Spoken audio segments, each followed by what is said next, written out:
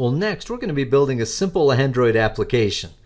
So we already have Eclipse installed. We have Eclipse running. It has the ADT plugin embedded inside of it.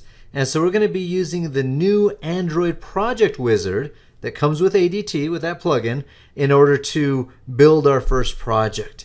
And so there's a bit of a step-by-step we're going to be going through here off to this right-hand page. Let me slide that over and see if I can follow along and guide you through this.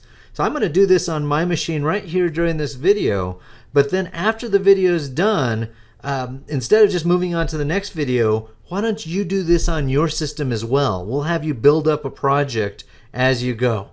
And I probably should have said this on the previous page as well. On the previous page we had you start Eclipse and then go ahead and import in the student file zip as an existing project into the workspace. We want you to do that on your individual systems too. This is a hands-on class. You need to try out the examples, do the demos, work through the exercises. And so on the previous page, we'd asked you to import in the projects into Eclipse. Now we're going to have you build a brand new project. And so let's go ahead and work our way through here. And by the way, these individual steps that I'm mentioning here, they're going to be kind of hard to see in the video format. And so I'll include an extra handout, if you will, that has these steps in the video or next to the video so that you can access those as well. So in Eclipse, I need to choose the File, New, Android Application Project. We're building an Android application. And if you've used Eclipse before, you know that's usually not there. That's normally not a choice, since we have the ADT plugin that added this extra wizard option. Okay, there's a few things I need to fill in. I need to fill in the application name. I'm going with Hello Android, the good old Hello World kind of example. The project name, Hello Android, is fine. And then the package name, it says com.example.helloandroid. We're going to go with that. In general, com.example isn't great for use like in production kind of scenarios, but we're not in a production scenario here. We're working with a classroom kind of scenario. And so we're good with this, com.example.helloandroid. The next thing it's asking us, it's saying, what is the minimum SDK that we're targeting? And these days, going back to API 8, going back to the Froyo release, is probably a pretty good target. But if you wanted to back that off even further, you could.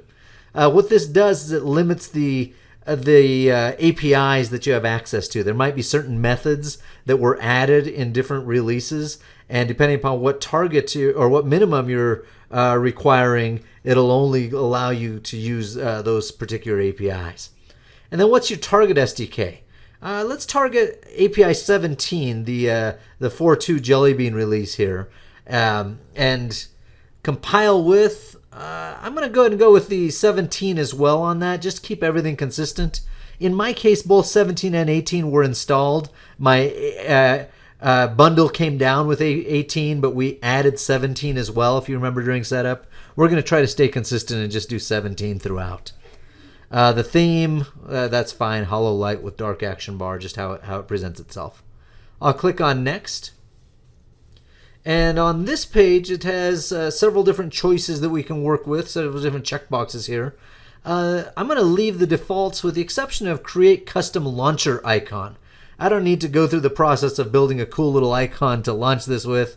The one that's there by default will be just fine for me. So Create Activity is checked on, Create Project and Workspace is checked on, that's fine. I'm going to click Next. All right, we have the Create Activity screen. And I'm going to go with blank activity. We want something simple to start with, and we're going to add to it. So blank activity is fine. We'll hit Next. And now it's asking me what to name it. The default name is main activity, which isn't a big deal. You could leave that, I guess, if you wanted to. I'll go with Hello Android Activity. And that also has asking me for a layout name. And it's defaulting to activity_hello_Android. Good enough. We'll just stick with that. Navigation type none, that's okay. And I'll hit finish. So this is going to go about building a brand new Android application for me. A brand new project called Hello Android. So we can see that over on the left hand side under the Package Explorer. And there's a bunch of things that were created, a bunch of folders within this project. And I think I should touch on some of these and help you explain a little bit about what each of these does. And after the video is done, after you go about doing these same steps, creating a brand new project, a new Android project, I'd encourage you to look through these various different folders and see what's there, see what's been deployed or been created. I'm not going to talk through every single one of them, but you're free to take a good look at them yourself and maybe get a feel for what would show up if you create a brand new project from scratch. I'm going to use the outline over here as a guide, and it starts talking about the source directory. So let's go with that. So under the src directory, we have a package, com.example hello Android, and there's a Java file there. So that was already pre-created for me, hello Android activity.java. I think that was one of those checkboxes that we left on, create activity. So this is a class that represents an activity. Remember a few pages back we said an activity was like a screen? Well, our classes, our activities, inherit from the activity class that comes from the Android libraries. It actually comes from android.app.activity. So it's from the core library set. It's overriding a couple different methods, onCreate and onCreate options menus. We're going to be modifying this in a little bit as well. All right, what else do we see here? There's a res directory, the res directory. This is where we put resources. Well, Android makes heavy use of resources. For example, there's a layout under res, Android hello, or activity hello Android XML. And the layout allows me to specify where the different components on the screen go, where do the buttons go, and the text boxes and the list views and all that kind of stuff. There's a nice visual graphical editor, a graphical layout that the ADT plugin provides. Or I'm going to click down below on activity hello Android.xml, and I can look at this from an XML perspective.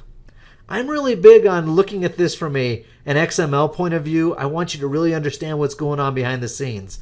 And so, yes, throughout this class, you can use the graphical layout and do drag and drop to build your UIs, and that's not a bad thing at all. But I'm going to spend most of our time in the class here in the XML so that you can see what's going on behind the scenes.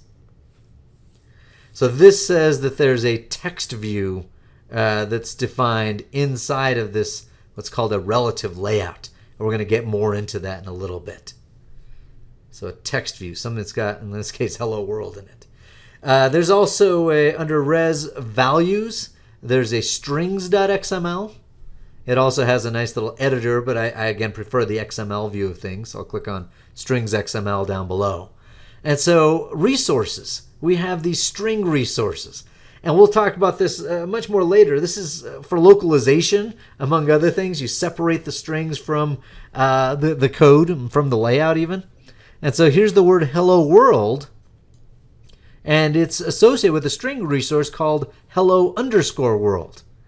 As we're going to see in our layout, it references the string resource hello underscore world. And so that's why it says hello world right there in this text view. Again, we'll talk more about that later. There's lots of other resources in here, things to do, menus. If you have launcher icons, in this case it's the little green Android guy, those are available under these drawable folders. So good stuff in there. Another file that I want to point out, and we'll get into more in a bit, is called the manifest. It's Androidmanifest Xml. Again, we can look at it from an XML perspective. This is where you can do things like specify which activities you have, what the name of your application is. You can specify which versions of Android you're supporting. This is also where you can do permission kind of entries. And finally, there's other stuff, other generated files that are created for you. For example, under the gen directory, it generates something called an r.java that we'll look at later. There's also a bin directory where all the class files are going to end up being at some point. I've got too many things open here, but once this all gets compiled up, they end up under this bin location. Anyhow, those are probably the main files I wanted to point out. I'm just looking over it, talked about the bin directory. That's where we're going to have our classes dex file and our APK created as we go through. There's also a project.properties file. I'll mention that real quick. That's a file that is being used here by the Android plugin here, and it identifies what target API we're working towards. If you're targeting a different API, you may want to move that to a different number. 17 is good for us right now. So again, I'm going to go ahead and wrap up the video and encourage you to go ahead and work your way through these hands-on steps here where you're building your own basic activity, and we're going to add to that across the next several videos.